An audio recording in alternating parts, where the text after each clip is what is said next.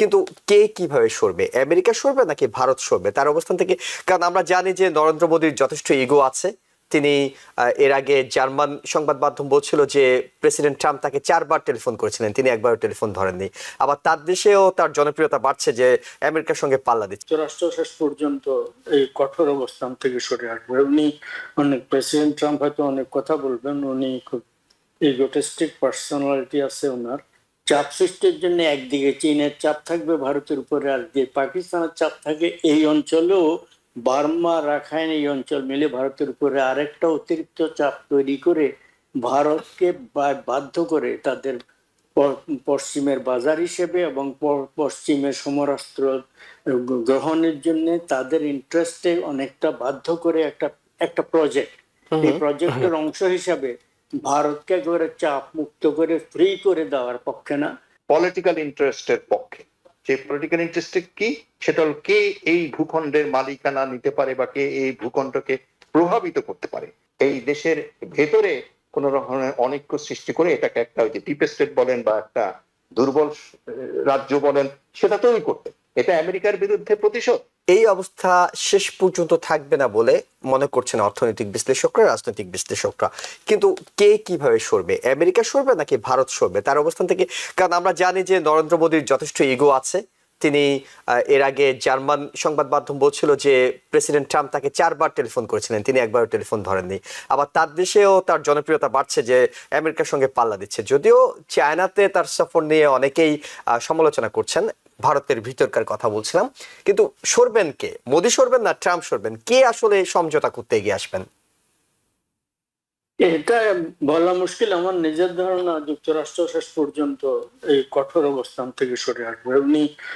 President Trump হয়তো অনেক কথা বলবেন, উনি খুব ইগোটিস্টিক পার্সোনালিটি আছে ওনার।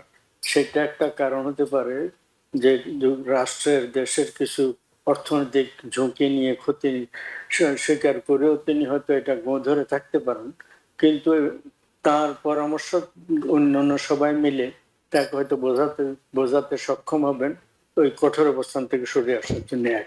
2 নম্বর হচ্ছে তিনি নিজেই যদি রাশিয়াকে ইউক্রেনের ব্যাপারে একটা সমঝোতা করে ফেলেছেন, তাদের ভিতরে কি হবে সেই একটা রূপরেখা তৈরি হয়ে গেছে।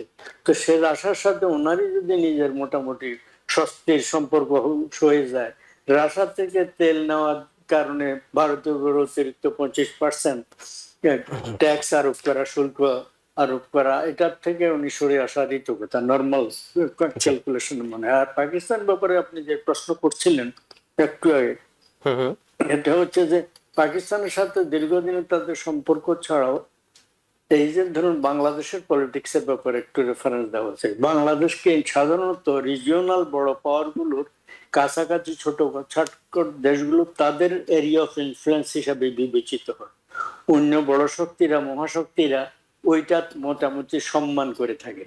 বাংলাদেশের সাম্প্রতিক পরিবর্তন যেটা হয়েছে, এটা পেছনে আমেরিকার একটা শক্তিশালী ভূমিকা ছিল এবং ভারত এটাতে প্রচন্ড নাখোশ।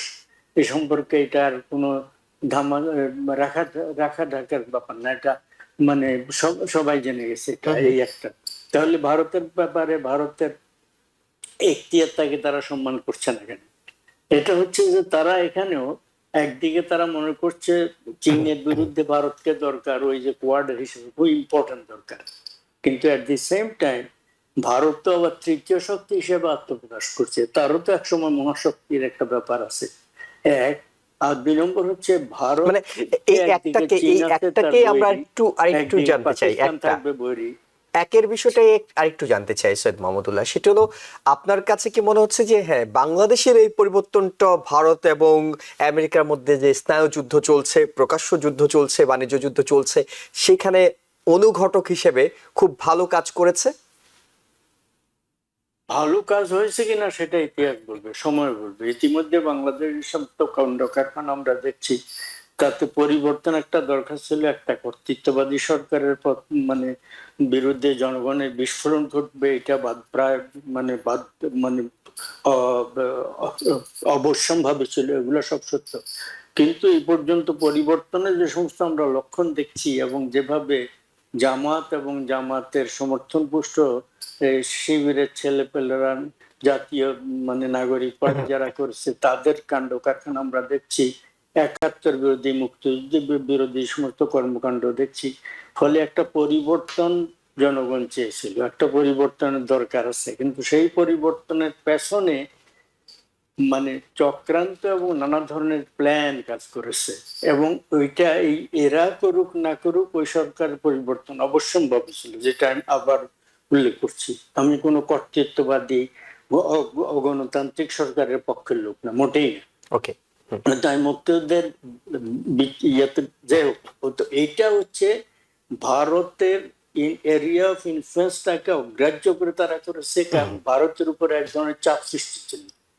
চাপ সৃষ্টির জন্য একদিকে চীনের চাপ থাকবে ভারতের উপরে, আর যে পাকিস্তানের চাপ থাকে এই অঞ্চলেও, বার্মা, রাখাইন এই অঞ্চল মিলে ভারতের উপরে আরেকটা অতিরিক্ত চাপ তৈরি করে ভারতকে বাধ্য করে তাদের পশ্চিমের বাজার হিসেবে এবং পশ্চিমের সমরাস্ত্র গ্রহণের জন্য তাদের ইন্টারেস্টে অনেকটা বাধ্য করে একটা প্রজেক্ট, এই প্রজেক্টের অংশ হিসাবে ভারতকে একেবারে চাপ মুক্ত করে ফ্রি করে দেওয়ার পক্ষে না, এবং বাংলাদেশ তার প্রভাব বলয়ের আন্ডার থাকবে এটা তারা চায়নি। ফলে আমার ধারণা ভারতের জন্য একটা অস্বস্তিকর পরিস্থিতি তৈরি করা এরা স্ট্র্যাটেজিক্যালি, এবং বাইডেন আমলে এটা ঠিক করেছে, যদিও তারা প্রকাশ্যে এইরকম শুল্ক আরোপ করে সম্পর্কটা ছেঁড়ার পক্ষপাতী ছিল না বাইডেন আমল, কিন্তু এই বাইডেন আমলে এই বাংলাদেশের পরিবর্তনের যে প্ল্যান সেটা পুরো বাইডেন আমলে হয়েছে।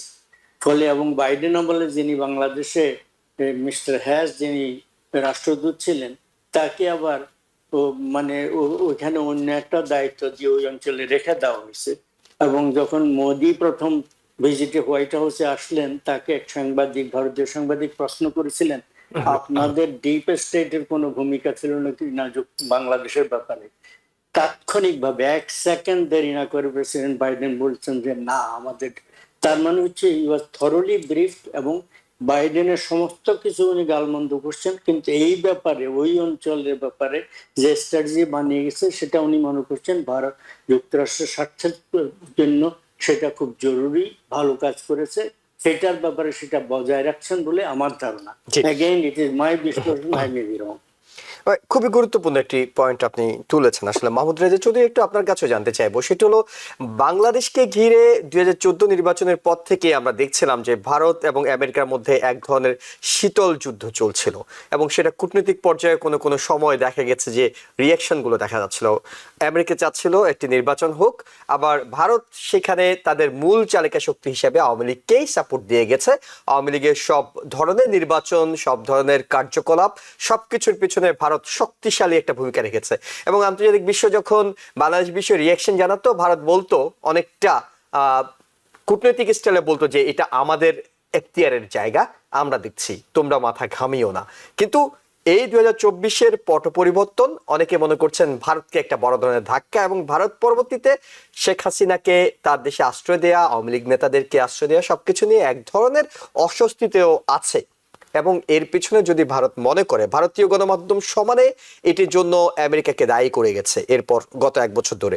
ভারত যদি আসলেই মনে প্রাণে বিশ্বাস করে আমেরিকা তাদেরকে এই ধাক্কাটা দিয়েছে হাসিনা সরকারের পতনের মাধ্যমে, সেটি কি সাম্প্রতিক যে অস্থিরতা তৈরি হয়েছে তার পিছনে কোনো ভূমিকা রাখছে বলে আপনার কাছে মনে হয় কিনা? জুয়েল, এটা খুব বিস্তারিত সংক্ষেপে একেবারে বুলেট পয়েন্ট করে বলা খুব কঠিন। ভারত, পাকিস্তান, বাংলাদেশ এবং আমেরিকা, এদের মধ্যে যে একটা ওই যে বলে না বাংলায় যে গরিবের বউ সবার ভাবি, ওরকম একটা অবস্থানে আমাদের অবস্থা হয়েছে স্ট্র্যাটেজিক্যালি। আমরা, আপনি যদি দেখেন যে ভারতের আমাদের 71 সালের যুদ্ধটা কিসের, আমাদের 71 সালের স্পিরিটটা ছিল আমরা একটা শোষণ মুক্ত গণতান্ত্রিক সমাজ এবং রাষ্ট্র ব্যবস্থা কায়েম। এটাই ছিল আমাদের মূল স্পিরিটের, যত রকম স্পিরিট বলেন তার মূল বাণী, মেসেজ। কিন্তু আমরা যাদের সাহায্যে তখন 71 সালে আমাদের যে যুদ্ধটা হয়, আপনি যদি ওরিয়ানা ফালাচির বইটা পড়েন, ইন্টারভিউ দ্য হিস্ট্রি, এই বইটাতে আপনি দেখবেন সেটা কিন্তু একটা ইন্টারভিউ আছে। ভিক্টোরিয়ানা ফালাকি আপনার ইন্দিরা গান্ধীকে প্রশ্ন করেছিল যে ভারতের ভূমিকা বাংলাদেশের ব্যাপারে বা পাকিস্তানের সাথে বাংলাদেশের কে আলাদা করে ব্যাপারে মানে ভারতের কি কোনো একেবারেই কোনো ইন্টারেস্ট ছিল না, অন্য কোনো রাজনৈতিক ইন্টারেস্ট ছিল না, নাকি জনগণের ইন্টারেস্টটাকে প্রধান করে রেখেছেন? ইন্দিরা গান্ধী স্পষ্ট সেখানে উত্তর দিয়েছে ভারতের ব্যাপারে মানে বাংলাদেশের ব্যাপারে আমাদের একটা ইন্টারেস্ট ছিল। আমাদের সাথে যে মানে আচরণ গুলা করেছে 47 সাল থেকে, এটা পাকিস্তানের জন্য একটা রিটার্ন দেওয়া দরকার ছিল। সেটা আমরা এইভাবে রাজনৈতিক ভাবে যখন দেখেছি যে বাংলাদেশের জনগণ চাচ্ছে একটা আলাদা হতে পাকিস্তান থেকে, তখন আমরা উই ডিড আওয়ার পার্ট। এখানে কোনো মানে দেশের ভূখণ্ডের মানুষের স্বাধীনতার পেছনে কিন্তু কোনো ভূমিকা না। যুক্তরাষ্ট্র তখন দেখতে পারে, আপনি যেখানে সেপারেটলি যখন অর্ধেক পথে এবং তারপর বন্ধ করে দিতে আর আসলো না, সেটা ইন্টারেস্ট ছিল যে ভারত ইন্টারফেয়ার করতে পারে, ওখানে যেন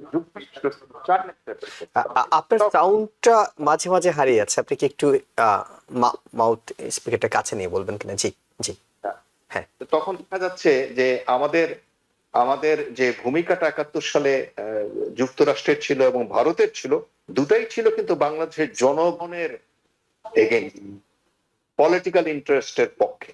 সেই পলিটিক্যাল ইন্টারেস্ট কি, সেটা হল কে এই ভূখণ্ডের মালিকানা নিতে পারে বা কে এই ভূখণ্ডকে প্রভাবিত করতে পারে। এখন যেটা দেখা গেছে স্বাধীনতার পরে, এই ধরেন 2024 সালে 2024 সালের বিরুদ্ধে সংগ্রাম করেছে, তাদের লক্ষ্য পূরণ হয় নাই। 71 সালে আমাদের স্বৈরাচার বা অপশাসন বা অগণতান্ত্রিক সংস্কৃতির বিরুদ্ধে যে আমরা যুদ্ধ করেছি, সেটা 53 বছর আমরা পূরণ করতে পারিনি। তা আমার মনে হয়েছে যে প্রতিটা সময় আমাদের যে রাষ্ট্রীয় পরিবর্তন গুলা হয়, এর পেছনে যে বৃহৎ রাষ্ট্রগুলা যুক্ত হয়ে যায় এবং তাদের প্রতি আমরা যখন নির্ভরশীল হয়ে যাই, তখন কিন্তু আমরা আমাদের থেকে আলাদা হয়ে যাই।